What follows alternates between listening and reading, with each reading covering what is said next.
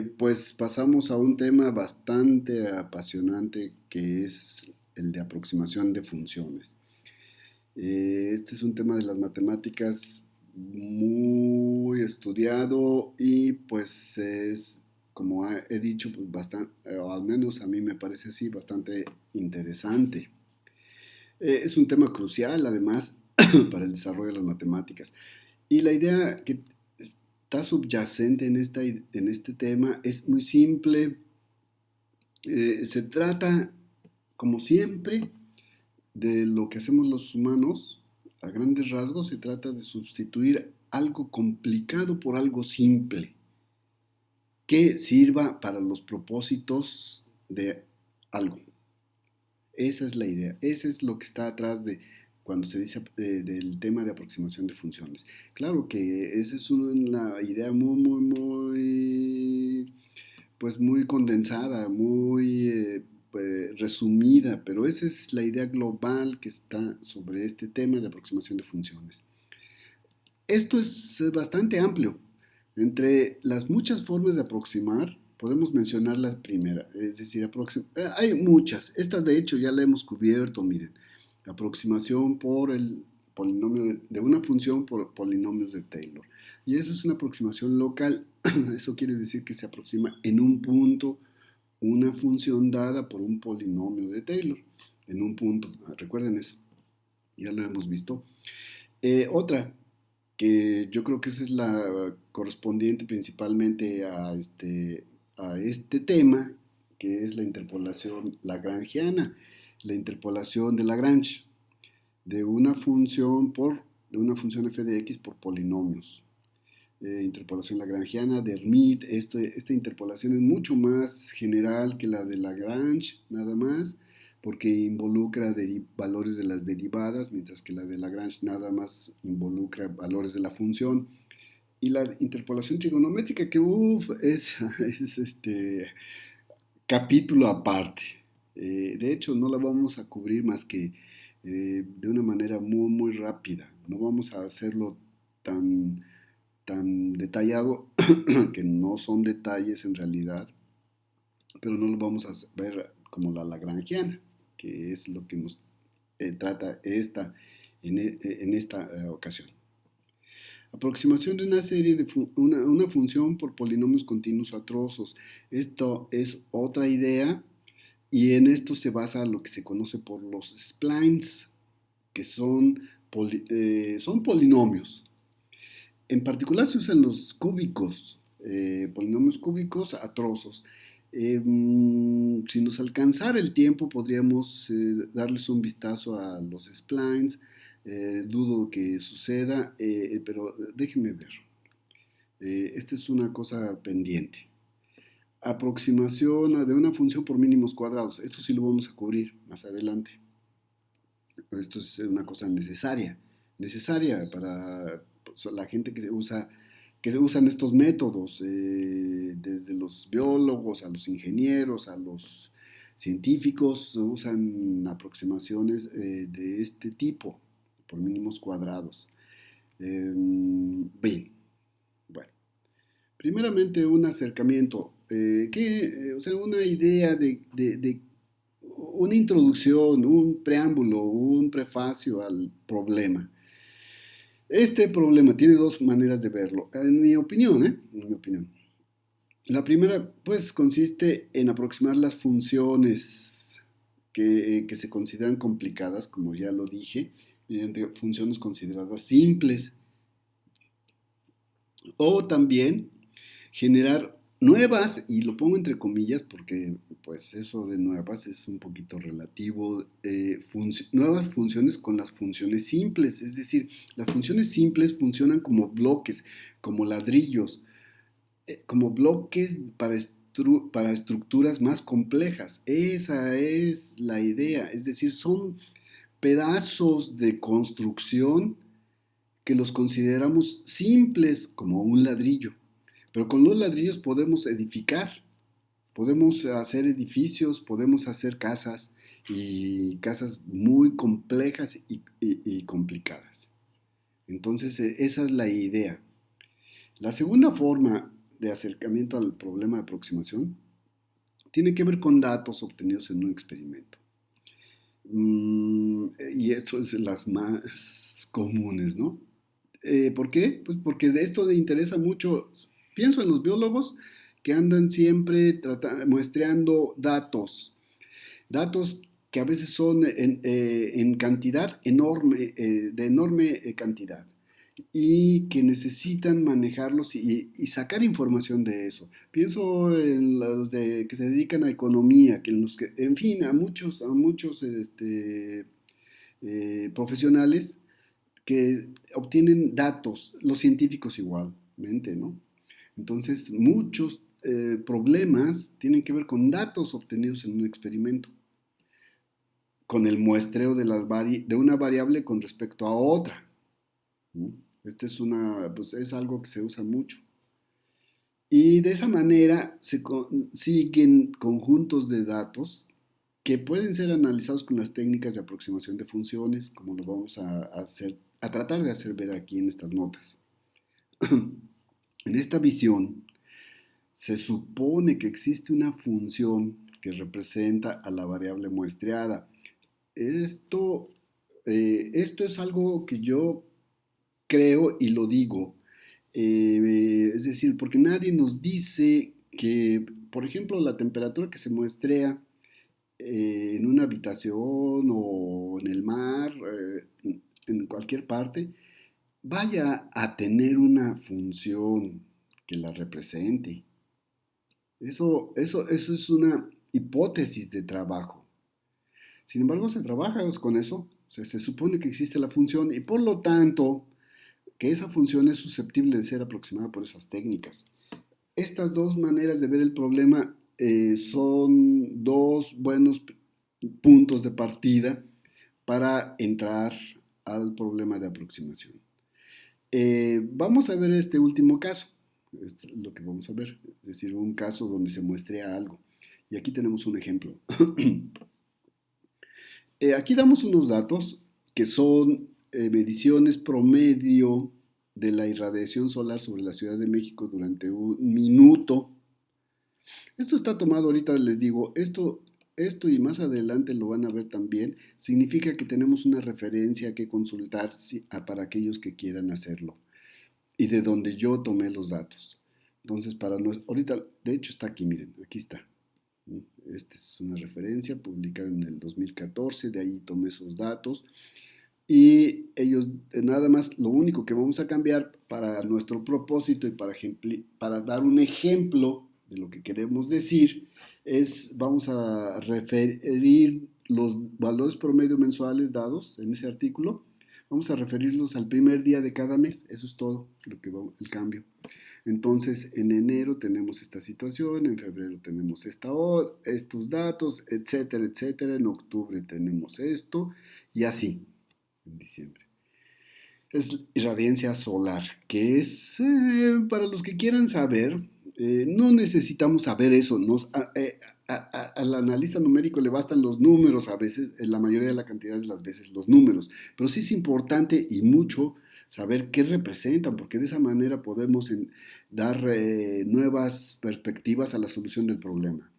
Entonces, en este caso, la irradiancia solar es el flujo de energía solar y se mide en watts, que son joules sobre segundo entre metro cuadrado. Pero aquí los tenemos, como se mide a lo largo de un minuto, ya no aparecen los segundos. Entonces tenemos megajoules, que son 10 a la 6 joules, entre metro cuadrado. Todo eso medido en un minuto, ¿verdad? Por eso no aparecen los segundos.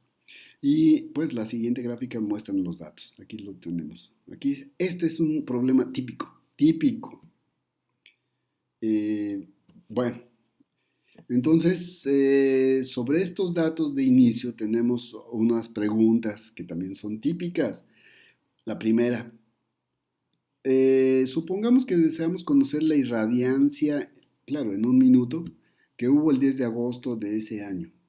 Bueno, agosto es el octavo mes y nos piden el 10 de agosto y eso anda por aquí y por lo tanto ese dato no está.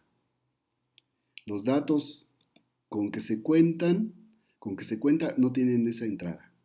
Entonces, ¿cómo podríamos dar una respuesta a esta pregunta, a esta cuestión? Bien, de eso se trata el primer problema, espero que se entienda cómo lo vamos a hacer en estas notas. Otro es la extrapolación o pronóstico. Si se desea hacer un pronóstico, digamos, hacia el futuro y decir, pues, oigan, a mí me interesa saber cuál sería la irradiancia que habría con esos datos dados. No se puede saber la irradiancia que habría el 10 de enero, por acá, del año siguiente. Necesito ese dato, ¿cómo le hago? Entonces, esa es otra pregunta. Eso es una extrapolación o bien un pronóstico hacia el futuro. Bien, también se puede hacer. Hay varios métodos, unos mejores que otros, etcétera. Nosotros eso lo vamos a cubrir bueno, después lo veremos. Integración. Ok, esta pregunta también. ¿Qué hace para conocer la irradiancia acumulada durante primavera y verano? Es decir, desde aquí hasta por acá. ¿Cómo hacerle? Bueno, primavera, sí, desde primavera, que sería por aquí hasta por acá. Todo esto. Tendríamos que integrar básicamente, hacer una integración, el área bajo la curva, o la suma de todas las irradiancias, en otras palabras, porque nos dicen irradiancia acumulada. Bueno, pues esta es otra pregunta. Hay muchas preguntas que se hacen la gente que trabaja con este tipo de datos y algunas de esas preguntas pueden contestarse de manera más o menos satisfactoria con estas técnicas. Bien, una nota con respecto a lo que estamos viendo. Aquí les dejo para quien quiera realizarlo cómo es que se hizo esta gráfica. Entonces, definimos un vector, es decir, un arreglo de los números del mes, definimos los valores de la irradiancia, después definimos una variable que contenga los meses del año y, en fin, no me quiero detener mucho a esto porque me interesa más ahorita ver la teoría. Yo les pediría a quien quiera entender cómo se realizan estos cálculos, bueno, que lo copien y que vayan al menú de matemática, que es bastante completo, también es interactivo y el menú simplemente se puede buscar en la pestaña Help y entrar a la primera entrada. Entonces eso me lo voy a dejar aparte. Simplemente les voy a poner aquí el código con el que se generan algunas de las cosas que vamos a ir viendo. Y entramos de lleno a la interpolación lagrangiana. Primeramente vamos a ver el problema, entonces, y su existencia y unicidad. O sea, cuándo existe y cuándo es único.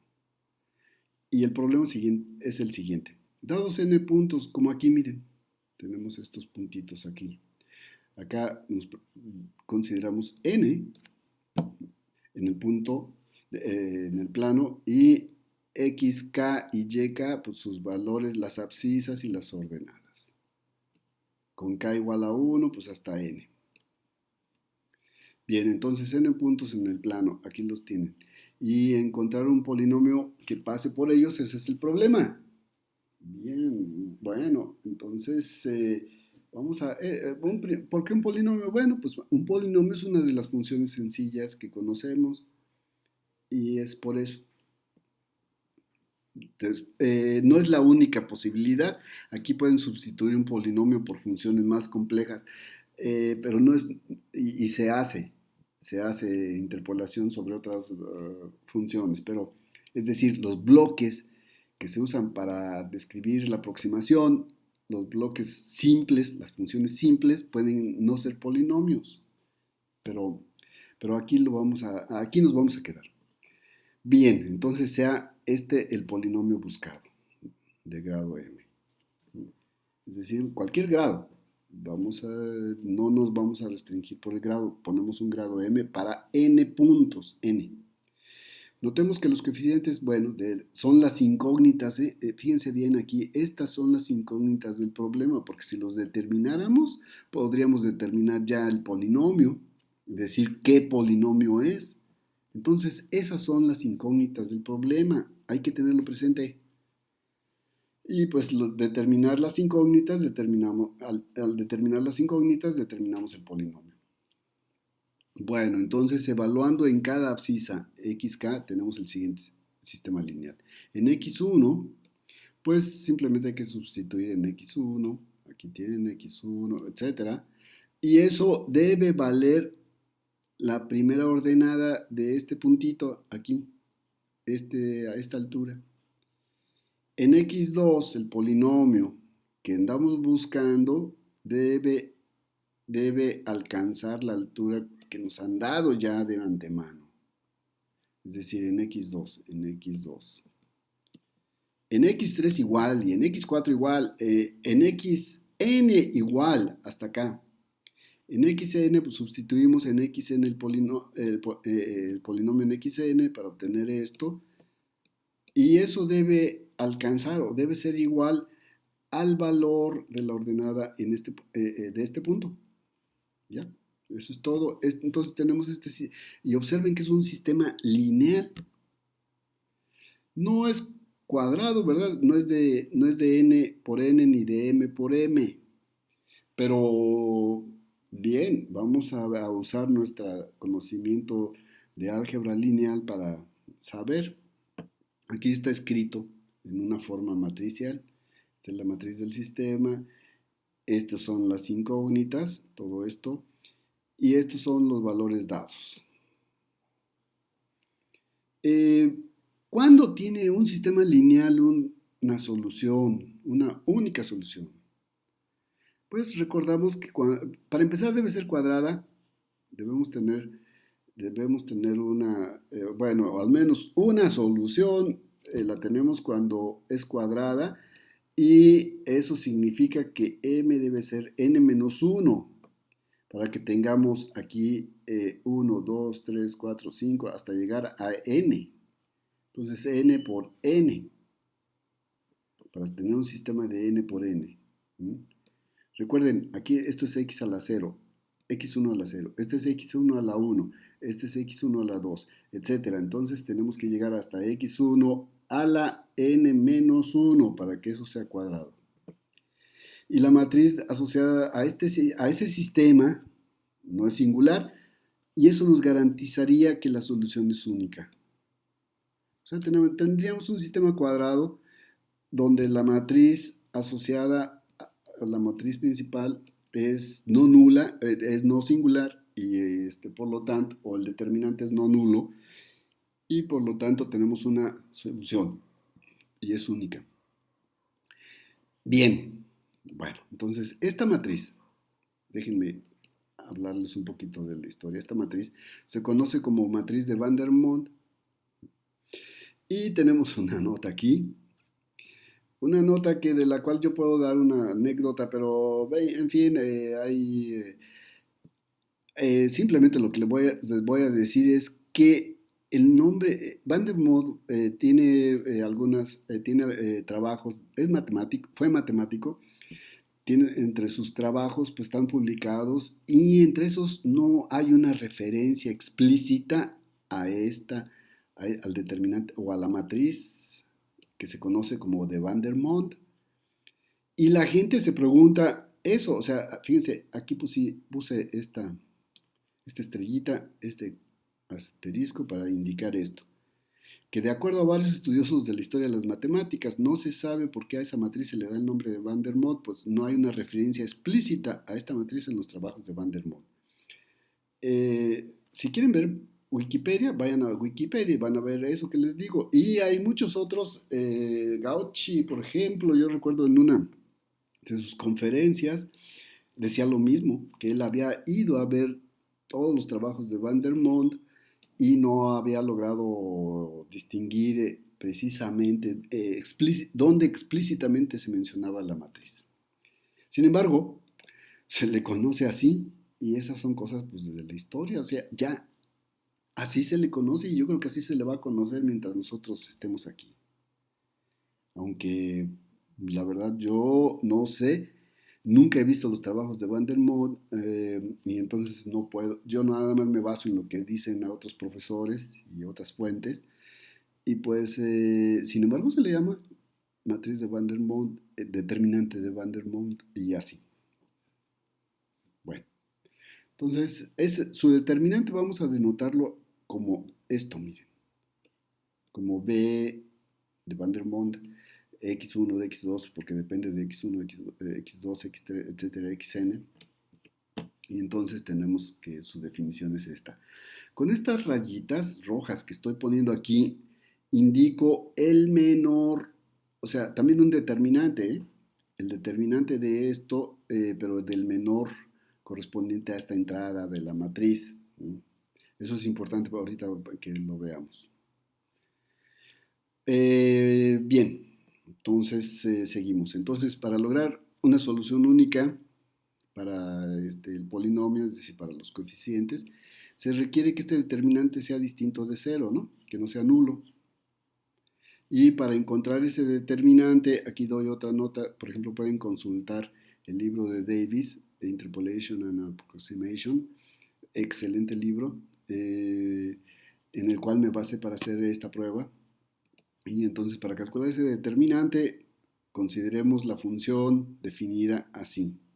O sea, considero una función de x que está definida como este determinante donde aquí no le pongo ningún punto.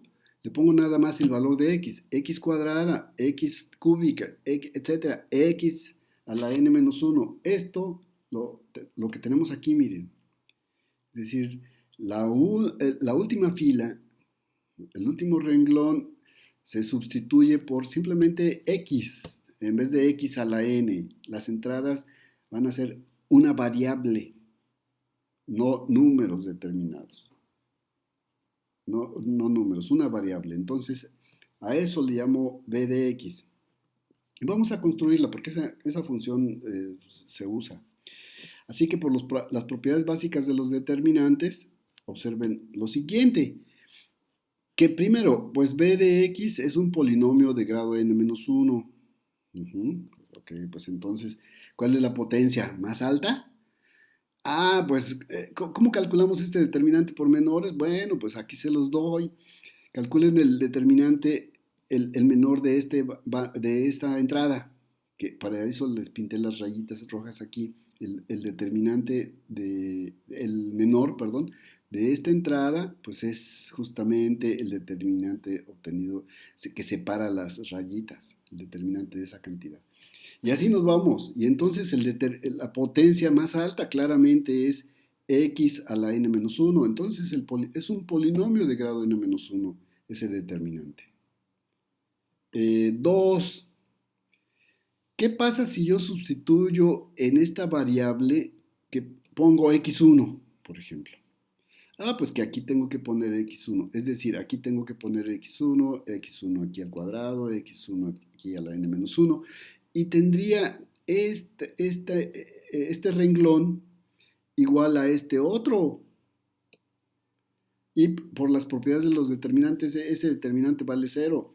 Así que B, si sustituyo en x1, me da 0. Si sustituyo en x2, si sustituyo esta variable por x2, reproduzco este otro renglón y también vale 0. Y así, entonces, ese polinomio, que es un polinomio, ya acabamos de decirlo, o esa función vale 0 si lo sustituyo en las abscisas anteriores, en x1, en x2, hasta en xn-1. ¿Ok? Bien. Entonces, se anula. ¿Y eso qué quiere decir que un polinomio se anule en unos puntos? Pues que esos puntos son sus ceros. ¿Y qué quiere decir que entonces se puede construir así, miren? Es decir, x menos xk, así, porque xk desde k igual a 1 hasta n menos 1 son ceros de ese polinomio. Por algo, por una constante, entre comillas, porque realmente no es constante. Porque, pero primeramente démonos cuenta de que así es, ¿no? Es decir, este es el producto de x menos x1 por x menos x2 por, etcétera, hasta x menos xn menos 1, porque se anula cada vez que yo sustituyo en x1, en x2, en x3, etcétera. Y pues tiene la libertad de estar multiplicado por algo, ¿verdad? Esa C debe depender pues de las restantes, de x1, x2, también debe de depender de estas variables, de estos números. Y es el coeficiente de la potencia más alta de b de x, como acabábamos de decir. Es el coeficiente, fíjense, ¿por qué? Porque hagan este desarrollo, hagan todo este producto. Aquí está el producto desde k igual a 1 hasta n-1 de todos estos monomios, x, etcétera.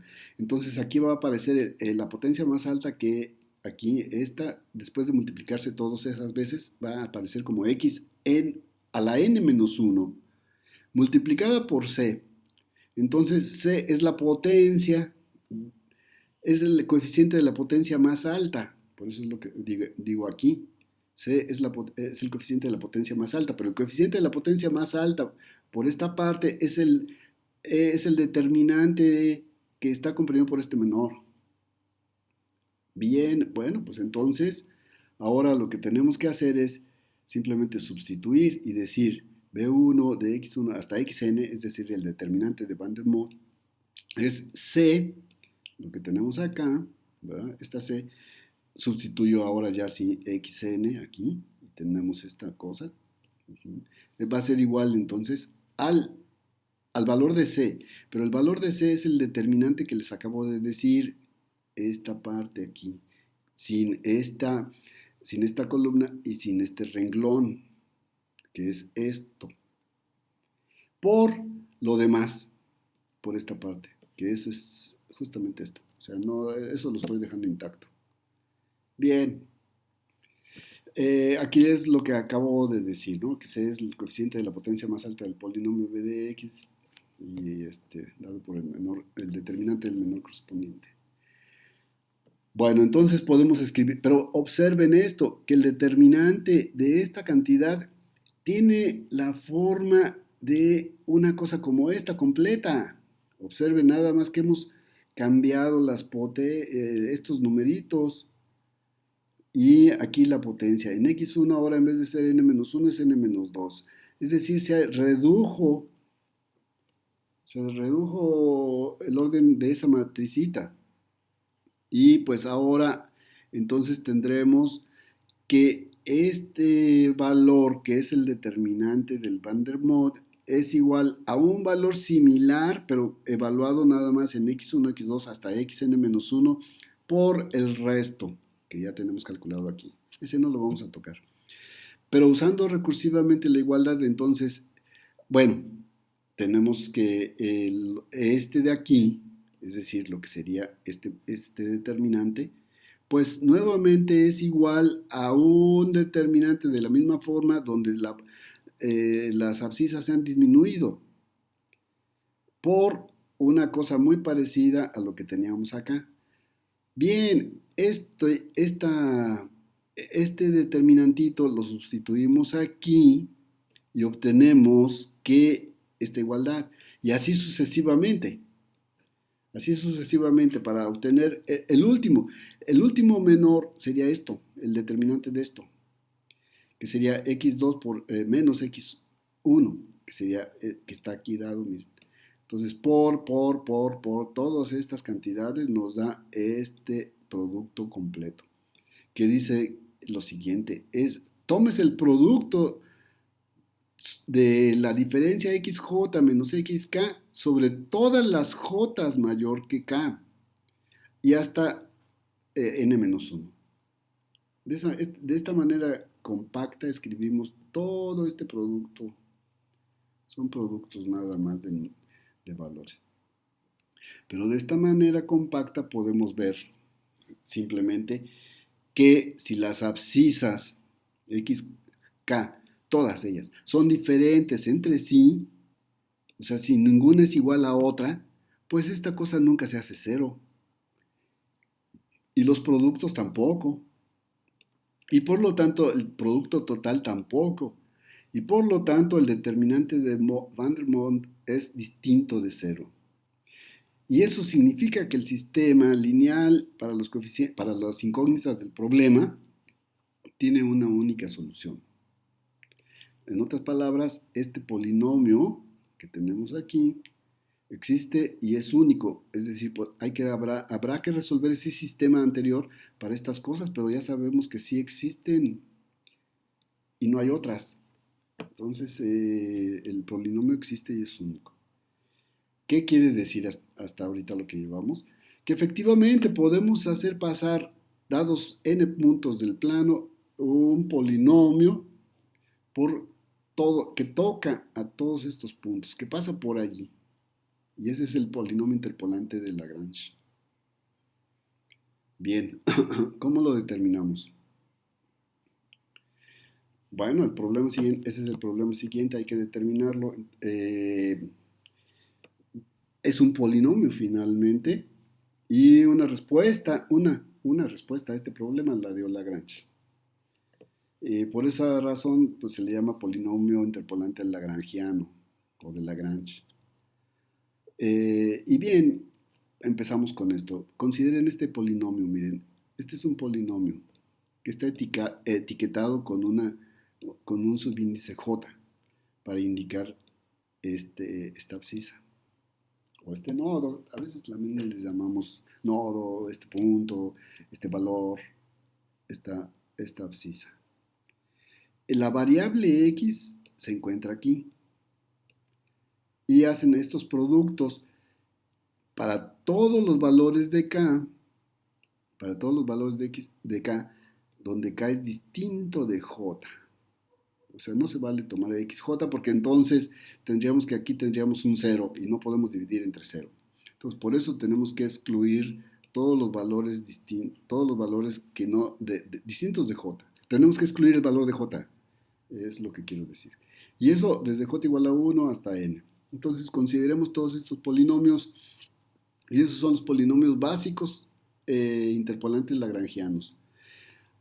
Como ejemplo, vamos a ver un ejemplo, porque esto de verlo así de primera vista a lo mejor no da una idea clara. Pero si tomamos n igual a 3, tendremos los siguientes tres polinomios. A ver, n igual a 3, porque entonces j vale 1, 2 y 3 nada más. Entonces, tres posibilidades, que sería P1, P2 y P3. Entonces aquí, la variable está en verde, miren, y el subíndice del polinomio está indicado en rojo. Entonces, lo hago así para que ustedes tengan presente dónde está cada cosa importante de estos polinomios. Entonces, en rojo está el subíndice del que define el polinomio. Y en verde está la variable, acá está la variable, acá arriba, en el numerador, aquí está, aquí la tienen. Bien, entonces tenemos tres de ellos, aquí están formados ya. Bien, ahora, son polinomios de grado n-1. Esto, hay que notar eso, que el polinomio de aquí, definido en esta parte, es un polinomio de grado n-1.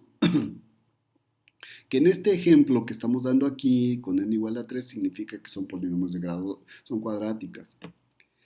Recuérdense que las abscisas son constantes, ¿eh? Estos son numeritos que ya están dados de antemano, o sea, son como en el ejemplo que vimos al principio, donde nos dicen el primer mes, el segundo mes, el tercer mes, son números.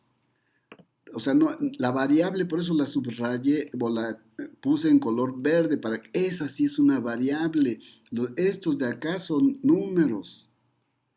Bien, entonces, pues aquí lo digo, la variable de los polinomios está iluminada con verde. Eso es lo primero que tenemos que notar, que son de grado n-1. Dos, satisfacen la propiedad interpolatoria, que significa esto. A ver, vamos a evaluarlo a P1 en X1. Ponemos X1 aquí, ponemos X1 acá.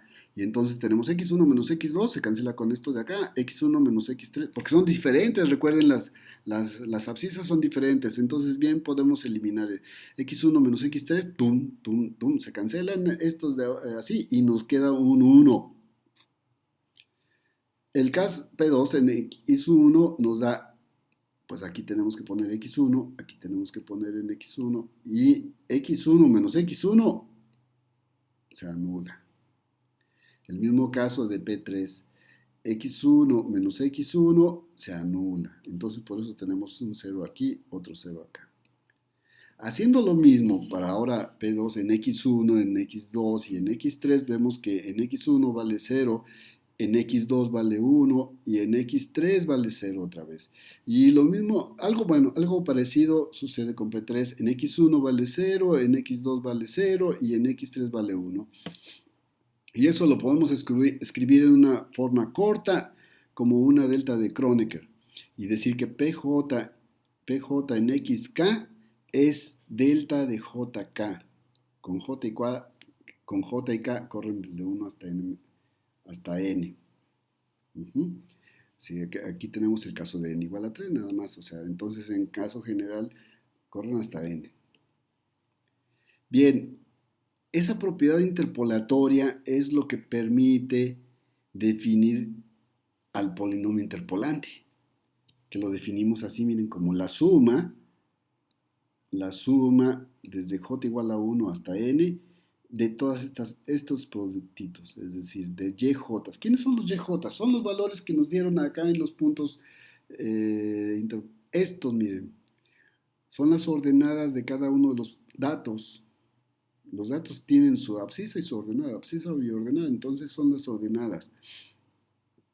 Entonces la ordenada j es desde j igual a 1 por el polinomio jésimo básico, que está dado así,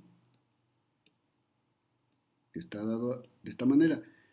Pues lo sustituimos y obtenemos esta expresión ya más detallada, donde he puesto paréntesis, normalmente no se ponen, pero yo los puse para indicar lo que se tiene que sumar, o sea, para que aquel que no haya visto nada, nunca este tipo de problemas, sepa que esto indica la suma y estos son los sumandos, lo que está encerrado entre los paréntesis.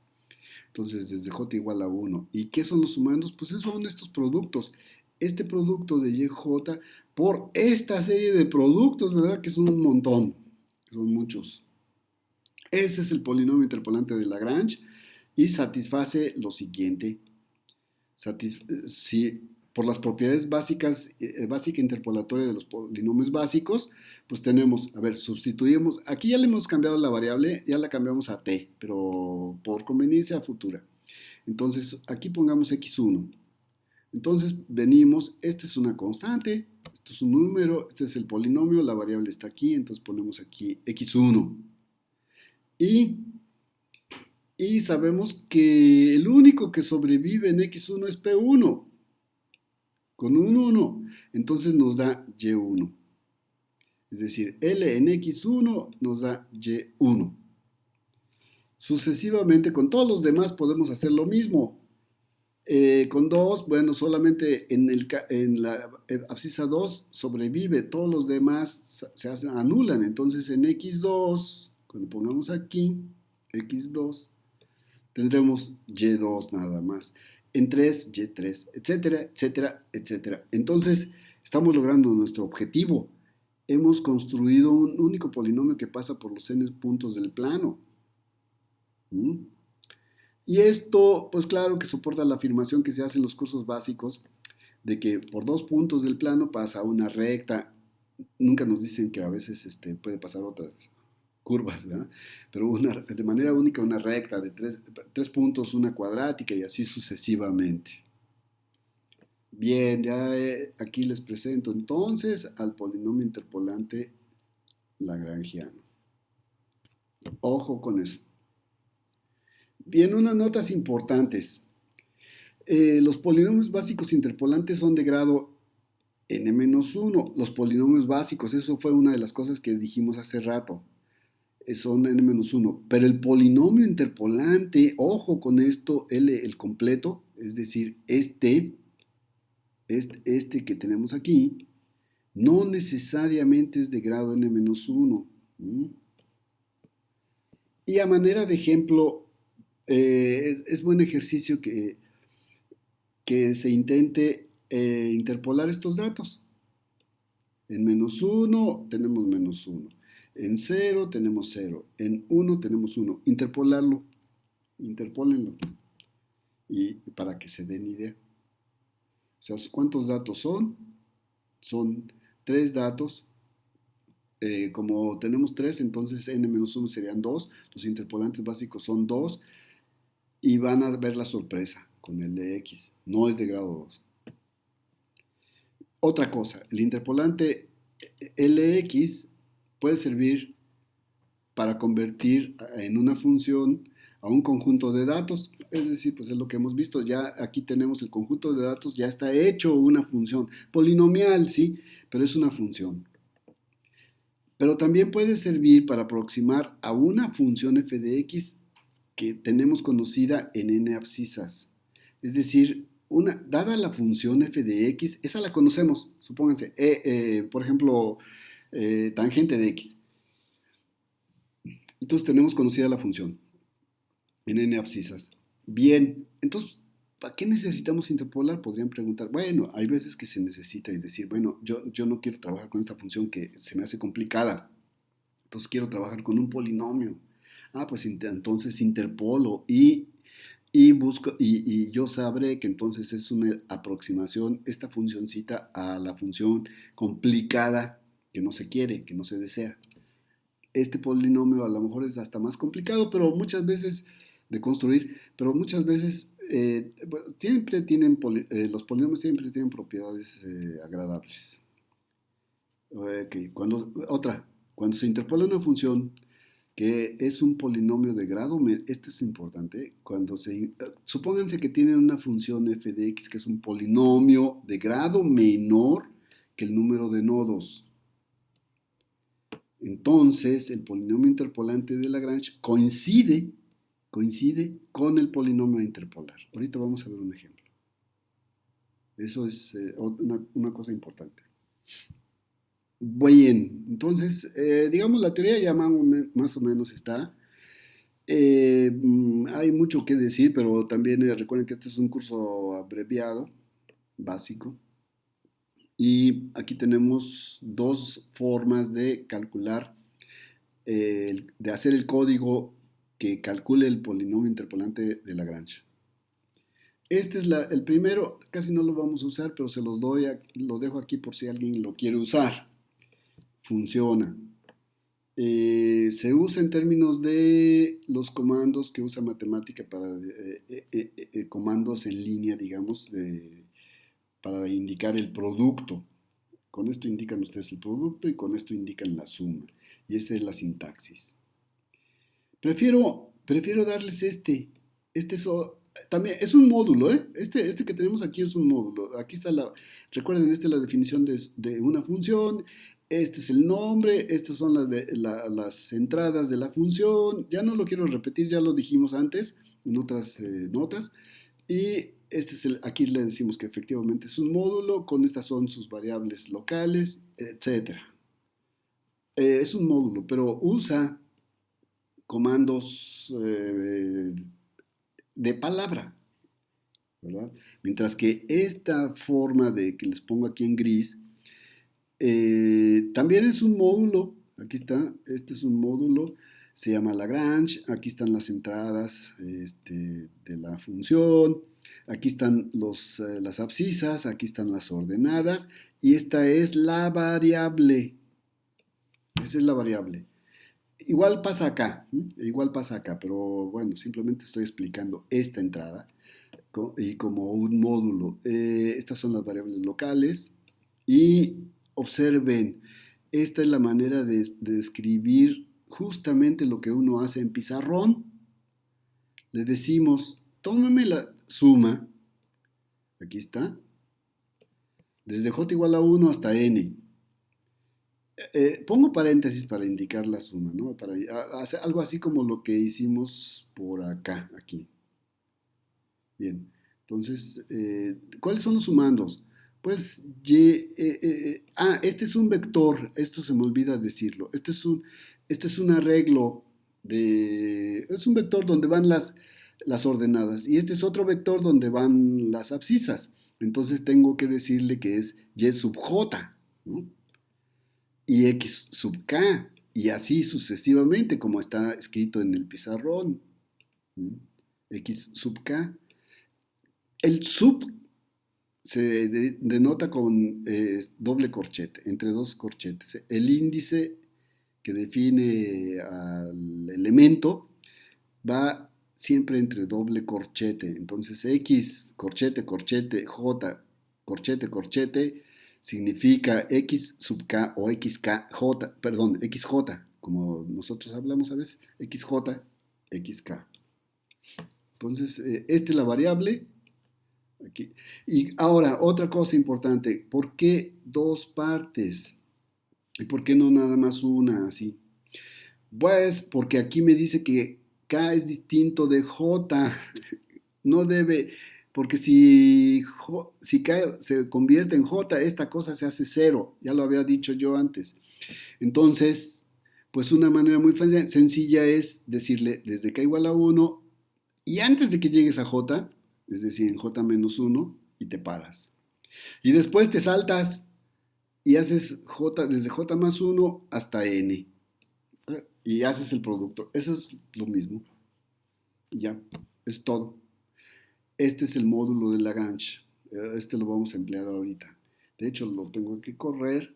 Shift Enter para ejecutar la instrucción. Recuerden, si sale algo que normalmente a veces aparece aquí un más indicando que hay algún problema de sintaxis o tendremos algunas quejas de matemática aquí enseguida, también indicando algún problema de sintaxis, pero cuando no lo hay, pues aparentemente está correcta, al menos desde el punto de vista sintáctico, la operación.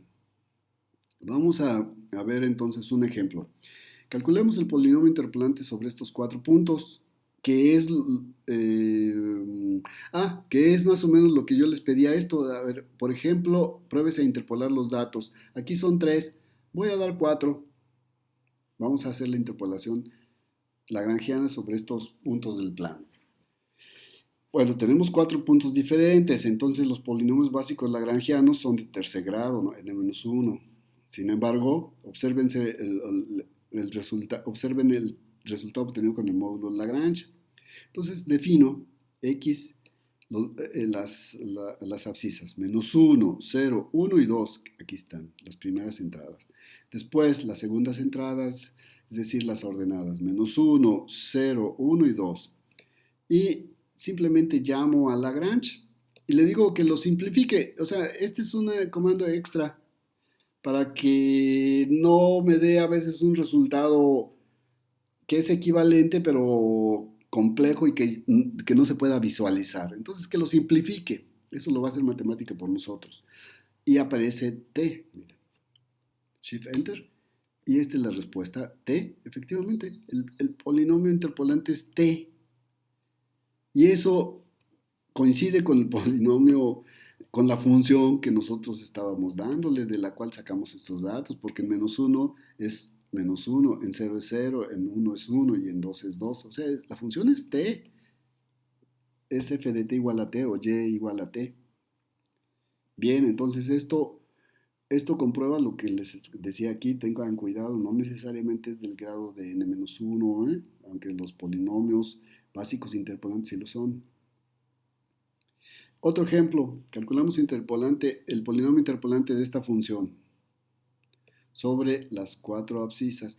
Observen, este es un polinomio de grado 4 y tenemos 4 abscisas, entonces no es de esperarse que no nos va a dar el polinomio, lo que ocurrió en el ejemplo anterior, porque tenemos 4. Si fueran 3, si fuera un polinomio de grado 3, entonces sobre 4 abscisas sí tendríamos un resultado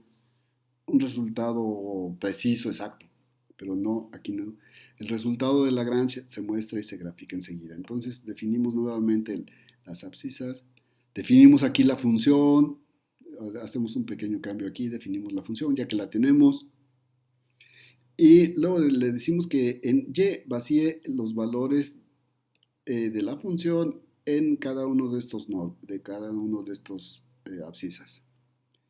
Bien, una vez que ya tengamos este vectorcito, se lo ponemos aquí a Lagrange, ponemos el vector de las abscisas, de los puntos y calculamos a Lagrange en T. Este es el resultado. Ese es el resultado y bueno, lo que hacemos ahora, vamos a probar, vamos a ver visualmente cómo está. Le decimos grafica la función que es la exacta, que es la que dimos, que es esta, ¿verdad? Grafica y junto con eso grafica el resultado de Lagrange desde t-1 a 1. Y ya, grafícame todo esto. Y por lo tanto aquí vemos, pues se parecen. De hecho, el polinomio interpolante debe tocar a la función que es azul en los puntos, en los nodos correspondientes. Sí, aquí están, mire. Ahí por ahí pasa. Pero, y se parece, pero no es. Digo, tiene un parecido, ¿no? Bien, calculemos el polinomio interpolante de la función 1 entre 1 más x cuadrada sobre 3 abscisas.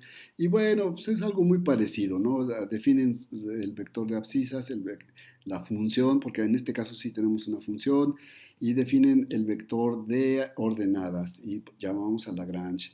Y le digo, y le decimos que expanda el resultado, que lo ponga en esta forma. Y luego, pues graficamos lo mismo, estas son las mismas cosas.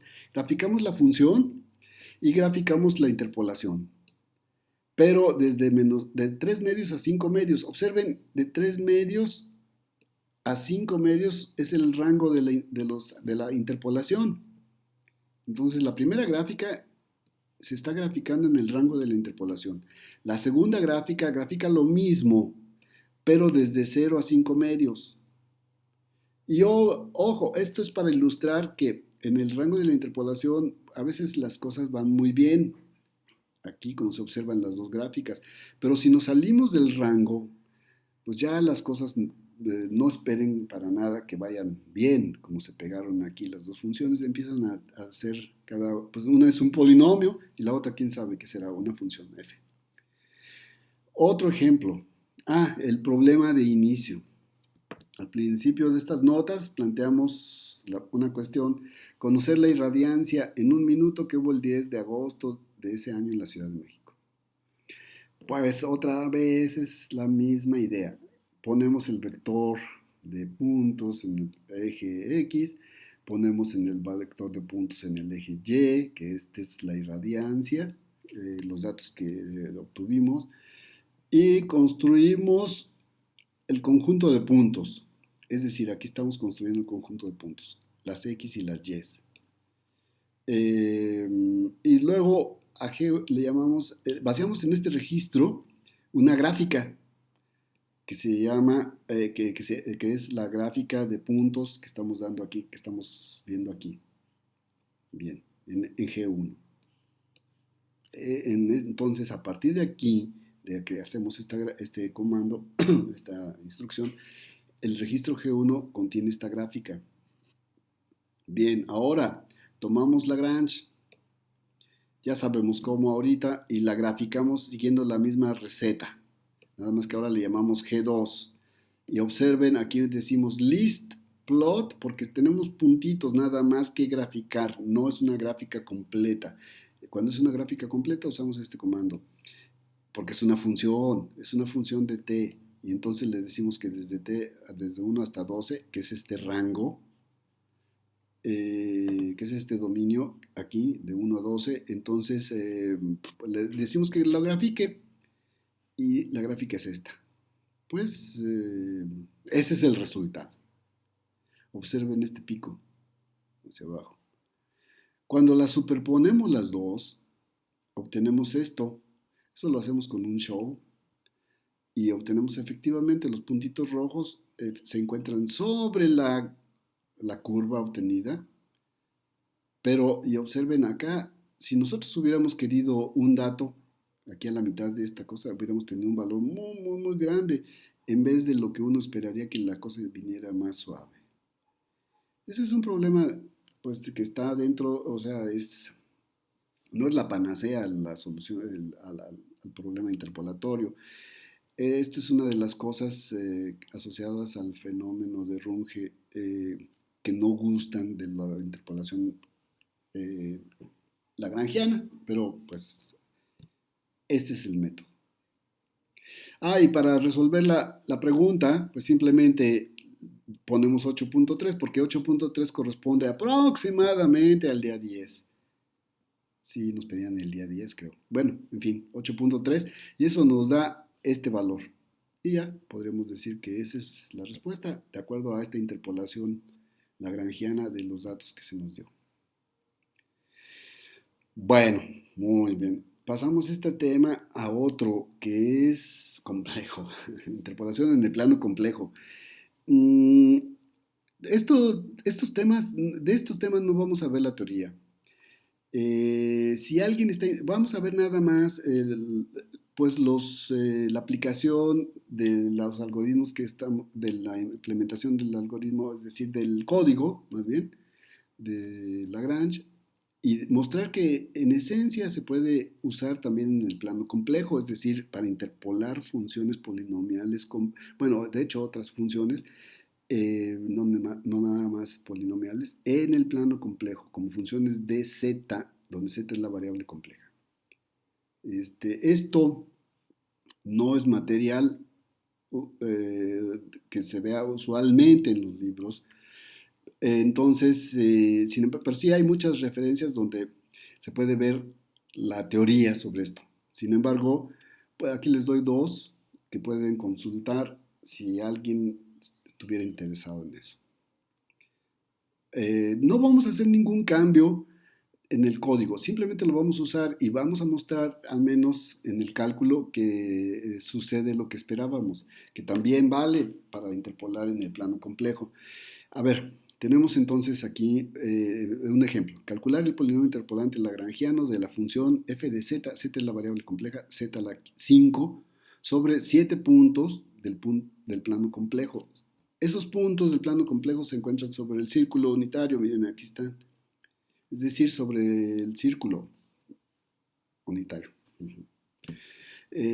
Bien, y pues en este caso el resultado ¿qué tenemos que hacer? El resultado, pero déjenme anticipar esto. El resultado de Lagrange tiene una parte real porque es una función compleja y una parte imaginaria.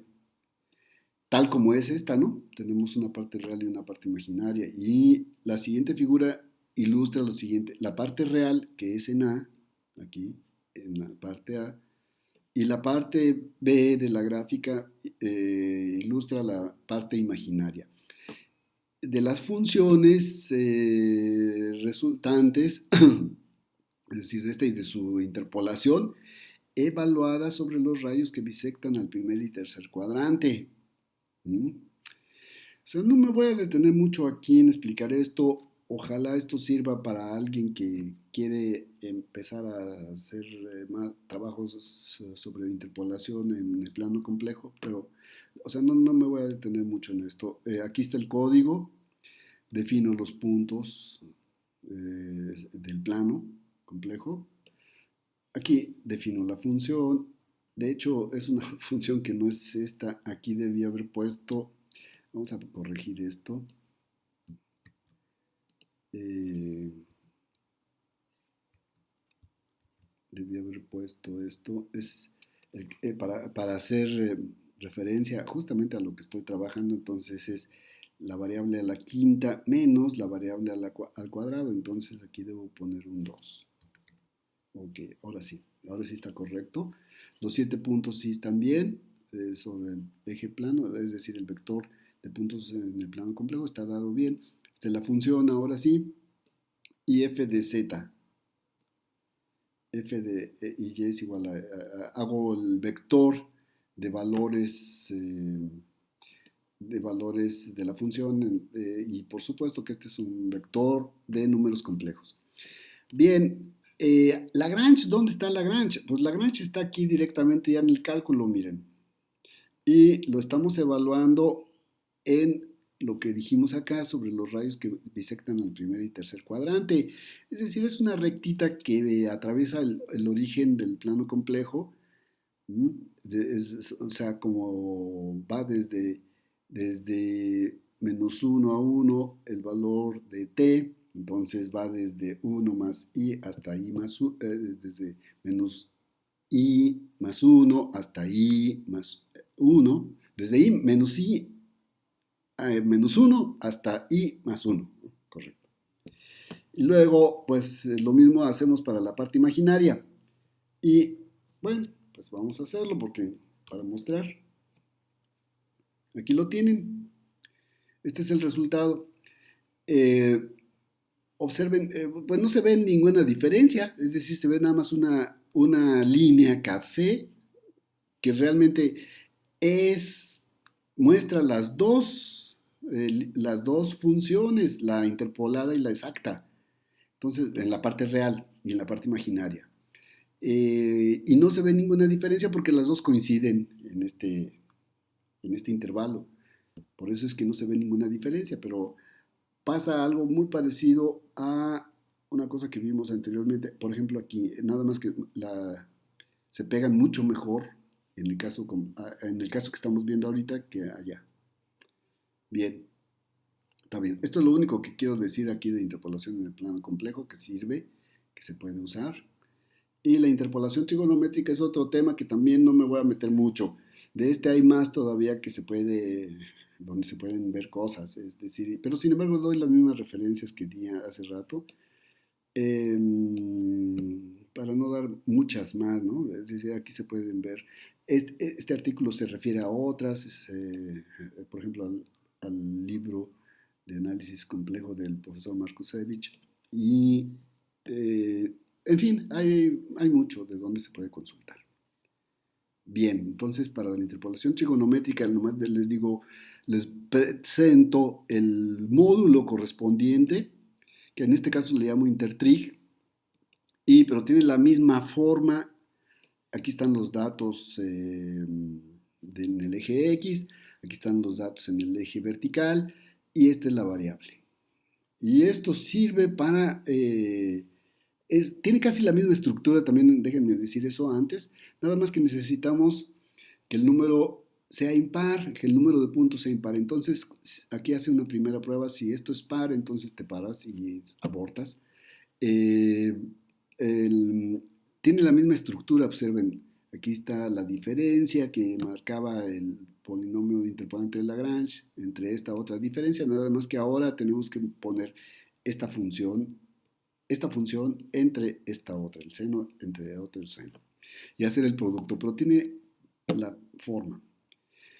Si alguien también quiere entrar a ver interpolación trigonométrica, bueno, pues pueden empezar consultando esto. Y hay otras, en Wikipedia se puede consultar también otras fuentes.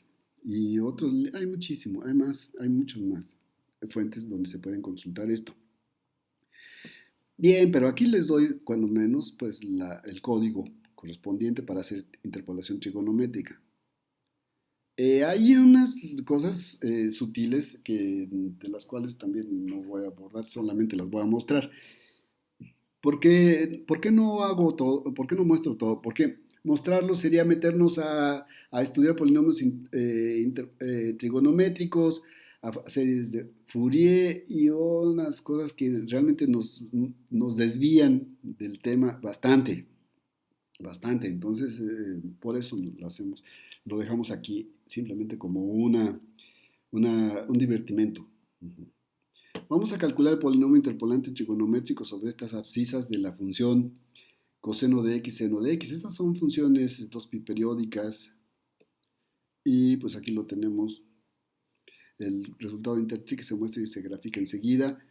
Este es el uso, pero es muy parecido, recuerden, a definir primeramente las x, luego las y llamamos a intertrig con la variable t, la graficamos y la comparamos con la función exacta y vemos que efectivamente se pega, pues no se aprecia diferencia alguna. De hecho, la diferencia que está acá, que es el error absoluto, en la parte derecha, en la gráfica de la derecha, está del orden de 10 a la menos 16, que eso es cero, es un cero numérico.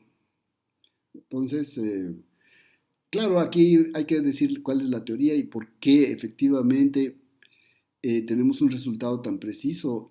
De hecho, es el resultado.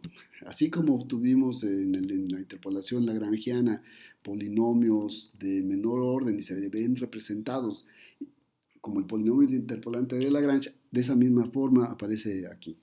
Tenemos con los mismos polinomios ahora trigonométricos nada más. Por eso es el error cero. Este es el divertimento, miren, que podemos usar estas técnicas para estudiar estos problemas. Yo tuve acceso pues, a una pequeña parte de unos datos de un ratón hipertenso, que pues eso me dijeron, que eran hipertensos esos ratoncitos, y pues los tenían en un laboratorio de biología. Les estaban estudiando algo del corazón y pues aquí tenemos al corazoncito del ratón, que si lo quieren escuchar, pues sonaría algo así como esto, miren. Eh, Déjenme decir que, bueno, aquí acaba de pasar por esta parte, que ese es el problema. Bueno, pues sabemos que cuando hay tensión, la presión alta, pues tenemos problemas de algún tipo en el corazón y pues aquí se muestra el problema. Este pico, este patrón que tenemos aquí que no lleva la misma forma de los demás. Pues pueden empezar a estudiar algo con relación a este problema que es bastante interesante, pero con estas técnicas hay sus problemas, ¿no? Sus problemas para estudiarlos con esas técnicas, pero bueno, lo pueden hacer, se puede hacer, se puede, se puede inventar algo para una técnica accesoria para describir el problema en términos más simples, que es el teorema, que es la idea de la aproximación, que fue lo que primeramente dijimos aquí en estas notas.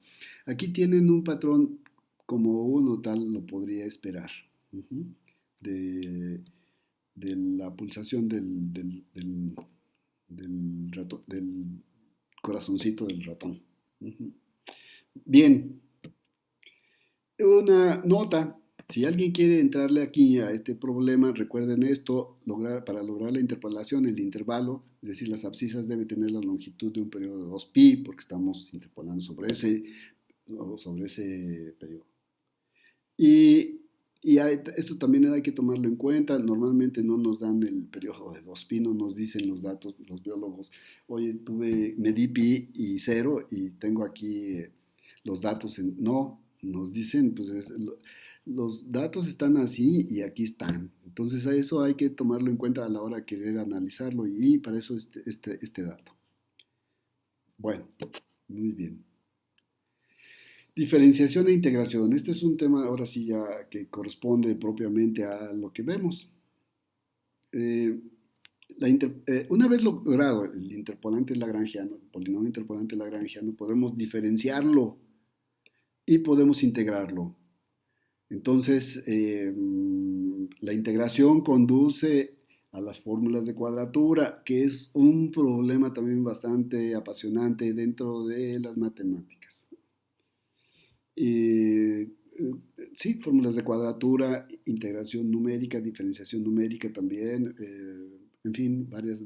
Aquí se abre el camino, pero vamos a ver un ejemplo nada más simple, dos ejemplos y punto, dejamos esto aquí. Consideren esta función, la gaussiana que damos aquí, que se muestrea en 31 nodos espaciados entre menos 5 y 5, incluyéndolos. Entonces nos piden calcular visualmente, pues porque No vamos a hacer otra cosa más que visualizarlo en la gráfica. El error entre la derivada exacta y la derivada obtenida por la interpolación lagrangiana. Bien, pues hacemos lo mismo que hemos hecho. Definimos aquí primeramente la función. El orden tal vez no es el igual al anterior, pero aquí definimos la función. Decimos que el número de nodos va a ser 30. Definimos los nodos. Bueno, definimos el valor máximo. Estos son cálculos adicionales que ustedes pueden ahorrar. Sin embargo, permítanmelo. Y aquí estamos definiendo los nodos equiespaciados entre menos 5 y 5 como se nos pide. Después, en f estamos vaciando los valores de la función, es decir, las ordenadas, y construimos Lagrange. Entonces aquí están las abscisas, las ordenadas y la variable. ¿Qué hacemos enseguida? Calculamos la derivada. Calculamos la derivada de f de a. F de a es una función de t. Y con esta instrucción estamos calculando la derivada de f de a con respecto a t. Bien, y eso lo estamos vaciando en el registro FAB. Bueno, entonces ahora procedemos a graficar la derivada exacta, que la estamos poniendo con una comita, como se usa también en el pizarrón, f' de t, y la comparas con la aproximada, que es la de Lagrange, de menos 5 a 5. Y este es el resultado. Otra vez, en la parte dentro del dominio de interpolación, tenemos una excelente aproximación entre las derivadas de la función exacta y la derivada del polinomio interpolante. Ya aquí empiezan a verse las diferencias a partir de por adelantito del 5 y a la izquierda de menos 5. Bueno, este es un ejemplo. Y aquí se muestra el error absoluto, también graficado entre menos 5 y 5. Entonces observen que realmente el error es bastante pequeño, o sea, el resultado es bastante aceptable. Y empieza a crecer el error justamente cuando empezamos a abandonar el intervalo donde se ha realizado la interpolación. Un ejemplo de integración, bueno, pues es exactamente la misma función, muestra también en 31 nodos, etc. Ahora nos piden calcular visualmente el error entre la integral obtenida por interpolación lagrangiana. Es decir, el procedimiento inverso. Entonces hacemos lo mismo, definimos la función, lo mismo que en el caso anterior, que en el ejemplo anterior, la integramos, definimos con este comando, con esta instrucción estamos integrando la función de u, o sea, la función exacta de u con respecto a u desde 0 a t. ¿Ah? Y eso nos va a dar la función error, que quienes sepan sabrán de qué estoy hablando. Si no, pues si no saben, simplemente consideren que es la integral de f de esta exponencial con respecto a la variable desde 0 a otra variable t. Entonces, IE es una función de t, la función error. Bien, ahora definimos la parte numérica. N igual a 30, ponemos otra vez el valor máximo del intervalo donde vamos a hacer la interpolación, formamos los nodos, los puntos del eje X, formamos las ordenadas y vámonos a Lagrange, ¿verdad? Le decimos que la variable es u.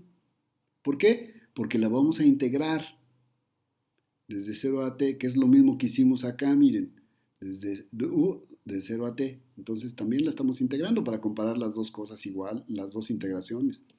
Y aquí ya la graficamos y comparamos la exacta con la aproximada, desde menos 5.5 hasta 5.0. ¿Por qué? Pues para que se vea la diferencia, ¿no? La diferencia de dónde se crece más y menos. Y efectivamente, aquí tenemos que empieza ya a despegarse del resultado exacto el resultado aproximado. Estos son los nodos que estamos usando para que vean que es de menos 5 hasta 5 en forma espaciada. Y finalmente pues graficamos el error de estos dos resultados, el error entre el resultado exacto, entre la integral exacta y la integral aproximada. Y también vemos que dentro del intervalo de interpolación los resultados son bastante aceptables. Y bien, aquí le dejamos por ahora.